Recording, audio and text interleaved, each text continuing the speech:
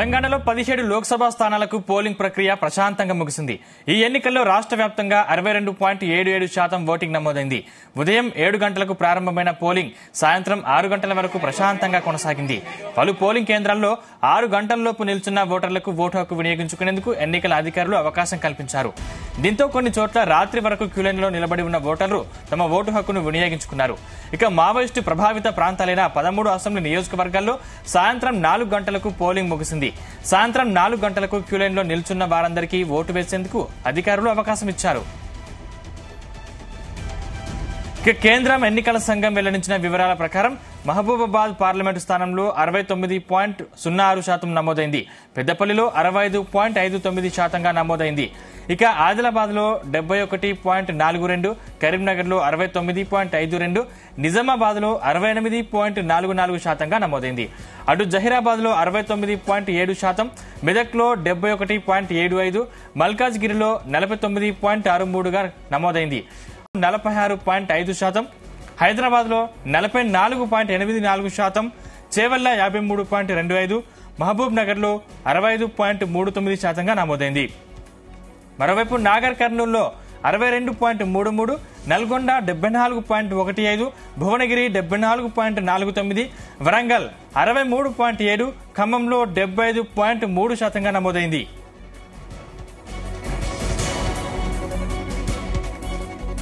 ఇదే అంశానికి సంబంధించిన మరిన్ని పూర్తి డీటెయిల్స్ మా ప్రతినిధి గోపి అందిస్తారు. గోపి, రాష్ట్ర వ్యాప్తంగా కూడా 17 లోక్సభ స్థానాలతో పాటు కంటోన్మెంట్ అసెంబ్లీ సెగ్మెంట్ కూడా ఉప ఎన్నికలకు సంబంధించి దాదాపు సోమవారం ప్రశాంతంగా పోలింగ్ ముగిసింది. అయితే చివరి గంటల్లో మాత్రం క్యూలో నిల్చున్న వారికి మాత్రం ఓటు వేసే అవకాశం కల్పించారు. అయితే కొన్ని చోట్ల మాత్రం రాత్రి 10 గంటల వరకు కూడా పోలింగ్ అనేది కంటిన్యూ అయింది. సోమవారం అర్ధరాత్రి తర్వాత రాష్ట్ర ఎన్నికల ప్రధాన కార్యదర్శి నుంచి కూడా పూర్తి స్థాయి వివరాలు అందించారు. దాదాపు 64.87% మాత్రం పోలింగ్ నమోదైనట్లు కూడా మనకు అధికారులు చెప్తున్న పరిస్థితి కనిపిస్తుంది.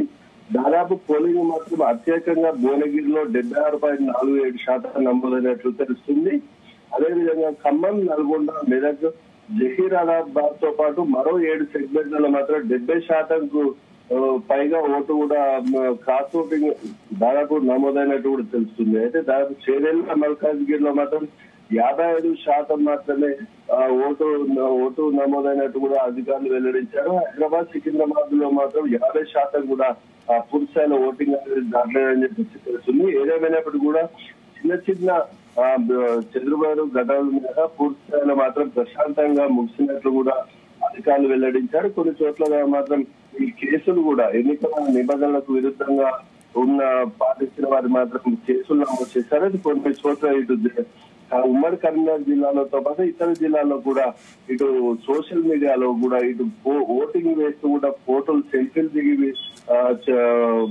ఓటు అనేది బహిర్గతం చేసిన వారిపై కూడా ఎన్నికల కమిషన్ సీరియస్ యాక్షన్ తీసుకున్న తెలుస్తుంది. ఈ నేపథ్యంలో వారిపై కూడా చర్యలు తీసుకునేందుకు కూడా ఈసీ ఆదేశాలు జారీ చేసింది. అదేవిధంగా ఇటు రాష్ట్ర వ్యాప్తంగా కూడా 17 లోక్సభ స్థానాలకు కూడా ఎన్నికల నేపథ్యంలో పలు చోట్ల మాత్రం ఘర్షణ వాతావరణం చోటు చేసుకున్నట్టు కూడా మనకు తెలుస్తుంది. దాదాపు 64.7% ఓటు నమోదవడంతో మాత్రం పూర్తి స్థాయిలో ఎన్నికల అధికారులు కూడా సంతృప్తి చెందినట్టు తెలుస్తుంది. ఇప్పుడు యువత కూడా ఇందులో ఎక్కువ ఇన్వాల్వ్ అయి కూడా ఓటు హక్కు వినియోగించుకున్నట్టు తెలుస్తుంది. గత కొన్ని రోజులు కూడా ఎన్నికల నేపథ్యంలో ఇటు జిల్లా ఎన్నికల అధికారులతో పాటు రాష్ట్ర వ్యాప్తంగా కూడా అవగాహన కార్యక్రమాలు కూడా ఏర్పాటు చేశారు. మొత్తానికి నిన్న జరిగిన 17 లోక్సభ స్థానాలకు కూడా పూర్తిస్థాయిలో ఎన్నికలు జరిగినాయి. రాత్రి వరుసగా శనివారం, ఆదివారం, సోమవారం హాలిడేస్ కావడంతో మాత్రం ఇటు ఓటు వేసేందుకు కూడా సుదూర నగరాల నుంచి, పట్టణాల నుంచి కూడా ఇటు గ్రామాలకు ఓటర్లని తరలివచ్చారు. రాత్రి సమయాల మాత్రం తిరిగి ఈ రోజు విధుల్లో వెళ్లేందుకు కూడా ఇటు ఓటర్లు తిరుగు ప్రయాణం చేసేందుకు కూడా అర్ధరాత్రి నుంచి బస్టాండ్లు మాత్రం పూర్తి స్థాయిలో కిక్కిచ్చిపోయాయని చెప్పచ్చు. ఇటు హైదరాబాద్, తెలంగాణ రాష్ట్ర వ్యాప్తంగా కూడా అన్ని జిల్లాలకు సంబంధించి బస్టాండ్లు మాత్రం ఓటర్ ప్రయాణికులతో మాత్రం కిక్కిచ్చిపోయాయి. ఇటు ఎన్నికల విధులు నిర్వహించిన అధికారులు కూడా ఈవీఎంలను సంబంధిత సెంటర్ లో అందజేసి తిరిగి ప్రయాణించేందుకు కూడా బస్టాండ్లకు వెళ్లడంతో పాటు ఇటు ఈ రోజు హైదరాబాద్ లాంటి నగర ప్రాంతాలకు తరలి వెళ్లేందుకు కూడా ప్రయాణికులు ఓటు వేసి తిరిగి వెళ్లే క్రమంలో మాత్రం నిన్న రాత్రి 10 గంటల నుంచి కూడా బస్టాండ్లు మాత్రం మొత్తం పూర్తి స్థాయిలో ప్రయాణికులతో చిక్కించిపోయవచ్చు. అయితే ఒక్కసారిగా వేల సంఖ్యలో ప్రయాణికులు బస్టాండ్ ప్రాంతంలో రావడంతో మాత్రం ఇటు ప్రయాణికులకు మాత్రం ఇబ్బందులు ఎదుర్కొన్నాయని చెప్పచ్చు. సరి అయిన బస్సులు అంటే ఒక్కసారి ప్రయాణికులు ఎక్కువ కావడంతో మాత్రం ఇటు బస్సులు సరిపడక ఇటు ఇబ్బందులు పడినట్టు కూడా మనకు తెలుస్తుంది. అర్ధరాత్రి అయినప్పటికీ కూడా దాదాపు కంటిన్యూగా బస్సు ప్రయాణికులు మాత్రం కిక్కిరిసిపోయారు బస్టాండ్ల ప్రాంతంలో. ఇటు ఆర్టీసీ అధికారులు కూడా కొంతమేర సరిపడా బస్సులో అదనపు బస్సులు కేటాయించినప్పటికీ కూడా సరైన బస్సులు లేకపోవడం మాత్రం కంటిన్యూగా బస్టాండ్ ప్రాంతాలలో మాత్రం రద్దీగా ఉన్నాయి. ఇటు ప్రజలు కూడా కొంచెం ప్రయాణికులు కూడా ఇబ్బంది పడ్డట్టు కూడా మనకు తెలుస్తుంది. గోపి, అంటే అసెంబ్లీ ఎన్నికలతో పోలిస్తే పార్లమెంట్ ఎన్నికల్లో ఓటింగ్ శాతం ఎలా ఉంది?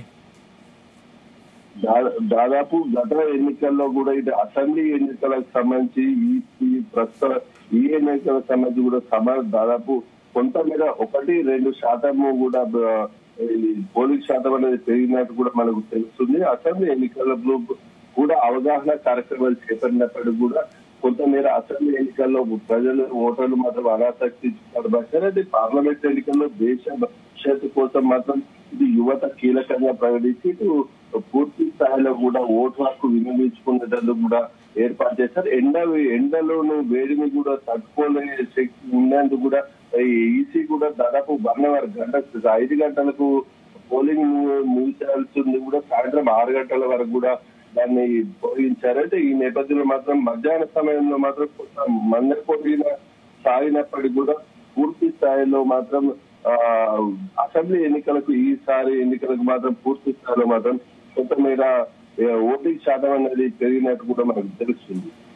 Right, thank you Gopi.